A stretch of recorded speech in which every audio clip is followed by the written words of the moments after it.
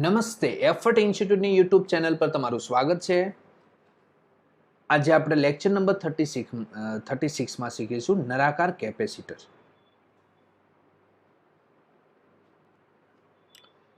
ગુજરાતી માધ્યમના વિદ્યાર્થી માટે સુવર્ણ તક છે. જુનિયર અહીં યુટ્યુબ ચેનલ પર તમને જુનિયર કેજી, સિનિયર કેજી, ધોરણ 1 થી 4, ધોરણ 5 થી 10, ધોરણ 11 બાદ સાયન્સ, નીટ, જેડબલઈ, બીટેકના તમને વિડીયો લેક્ચર અહીંયા મળી રહેશે.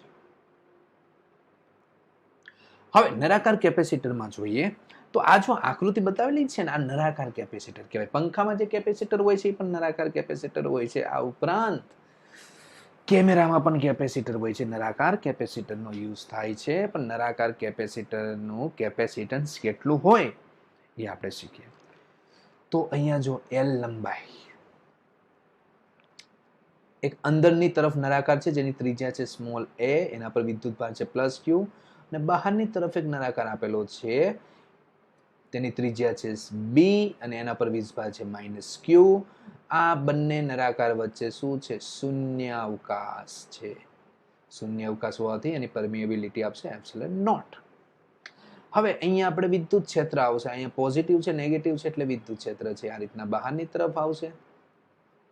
જો અહીંયા આકૃતિમાં આપેલું છે આ પ્લસ ક્યુ વિદ્યુતભાર છે, માઇનસ ક્યુ વિદ્યુતભાર છે, તો આપણે શું આપેલું છે? વિદ્યુત ક્ષેત્ર. હવે અહીંયા આપણે ગાઉસના નિયમનો ઉપયોગ કરીશું. એની મદદથી આપણે કેપેસિટન્સ શોધીશું. તો અહીંયા સૌથી પહેલા લઈ લઈએ એ લેસ ધેન બી. હવે અહીંયા જો એક ડોટેડ લાઈન તમને દેખાય છે એટલે કે આ શું છે? ગાઉસિયન પૃષ્ઠ. ગાઉસિયન પૃષ્ઠ લીધેલું છે. એટલે જો અહીંયા તમને બતાવું તો આ ટાઈપનું ગાઉસિયન પૃષ્ઠ હોય છે. તમને બતાવી દઉં છું. ઓકે, ચાલો આ રીતનું છે ગાઉસિયન પૃષ્ઠ, જેની ત્રિજ્યા કેટલી છે? સ્મોલ આર એની ત્રિજ્યા છે. તો અહીંયા લખી શકાય A less than R less than B. હવે ગાઉસિયન પૃષ્ઠ છે એની આપણે લંબાઈ લઈ લઈએ સ્મોલ વાય. તો એમ લખી દઉં કે ગાઉસિયન પૃષ્ઠની લંબાઈ કેટલી છે? સ્મોલ વાય, અને તેની ત્રિજ્યા સ્મોલ આર છે. ચાલો, તો ગાઉસિયન પૃષ્ઠમાંથી પસાર થતું ફ્લક્સ કેટલું હોય છે? ફ્લક્સ વિશે વાત કરું તો phi is equal to integration E dot ds. અહીંયા જો એક ગાઉસિયન પૃષ્ઠમાં વાત કરું તો આ જે સપાટી છે 1 નંબર અને 2 નંબરની સપાટી અને આ 3 નંબર, તો 1 અને 2 સપાટી વચ્ચેનું તો ફ્લક્સ શું આવશે? 0 આવશે. શા માટે 0 આવે? કેમ કે વિદ્યુત ક્ષેત્ર છે કઈ તરફ છે? બહારની તરફ છે. અને આનો ક્ષેત્રફળ સદિશ કઈ તરફ આવે? લંબ રૂપે. તો બે વચ્ચેનો ખૂણો કેટલો થાય? 90 ડિગ્રી. તો આ ફ્લક્સ કેવું થશે? 0. ઓકે, તો અહીંયા આપણે લખીશું E ડોટ ds. શા માટે? તો વિદ્યુત ક્ષેત્ર છે એ બહારની તરફ છે, ક્ષેત્રફળ સદિશ પણ બહારની તરફ છે, તો ખૂણો થીટા ઇઝ ઇક્વલ ટુ 0. એટલે cos 0 ઇઝ ઇક્વલ ટુ 1. તો આને શું લખાય? Integration E dot ds. હવે અહીંયા વિદ્યુત ક્ષેત્ર તો અચળ છે, તો લખી શકાય phi is equal two E integration ds.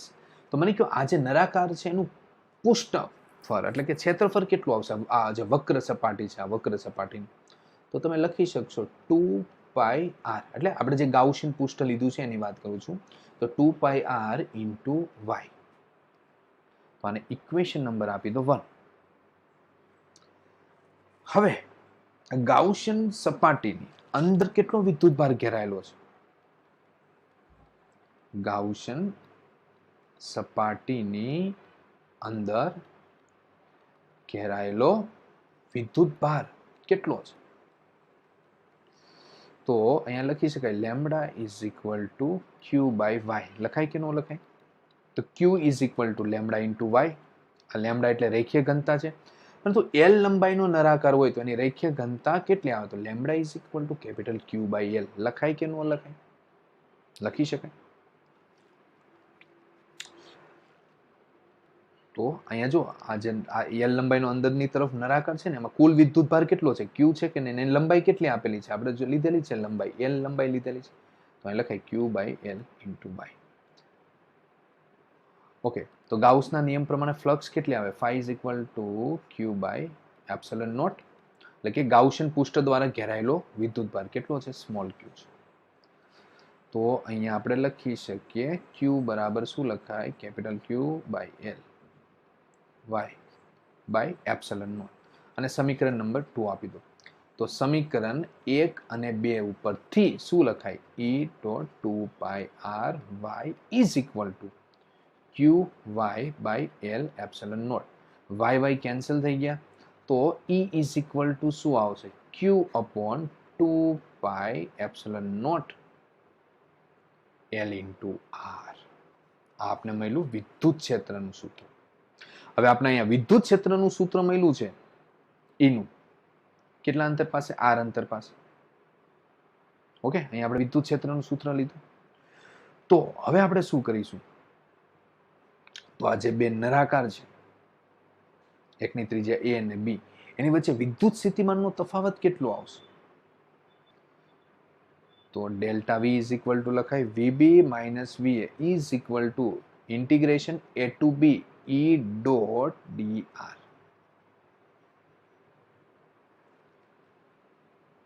ચાલો, ઈ અને ડી આર ની દિશા બંને કેવી છે, સેમ છે, એટલે થીટા ઇઝ ઇક્વલ ટુ લઈ લઈએ 0, તો cos 0 ઇઝ ઇક્વલ ટુ 1, તો અહીંયા આપણે લખીશું minus A to B E dot D R.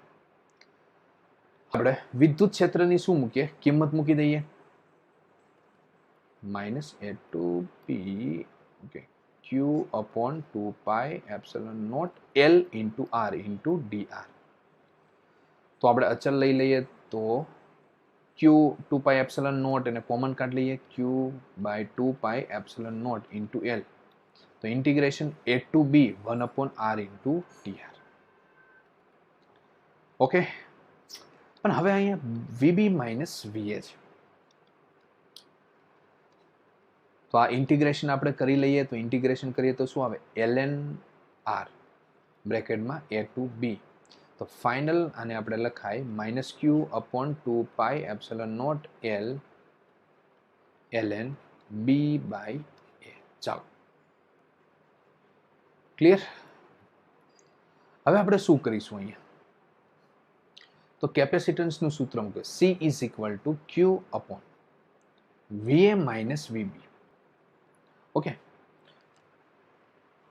તો અહીંયા ચાર્જ કયો છે, ઓકે પોઝિટિવ ચાર્જ છે, તો અહીં વિદ્યુત સ્થિતિમાન VA આવશે, એ નેગેટિવ ચાર્જ છે તો VB, તો VA greater than VB.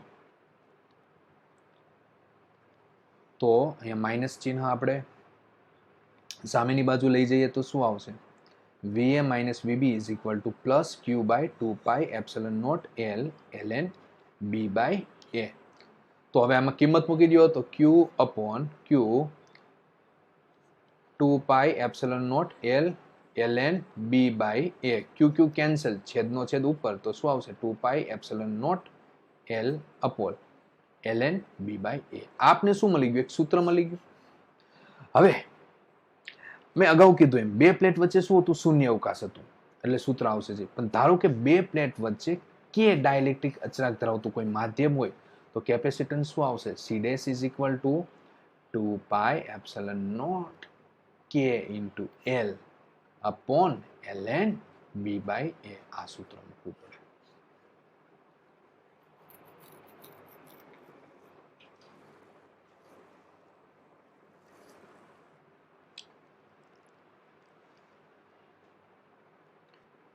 Okay, તો આ આપણું થયું નળાકાર કેપેસિટરનું કેપેસિટન્સ માટે સૂત્ર. તો એફર્ટ ઇન્સ્ટિટ્યૂટની યુટ્યુબ ચેનલને લાઈક કરો, સબસ્ક્રાઇબ કરો અને શેર કરો. હવે પછી આપણે જોઈએ લેક્ચર નંબર 37.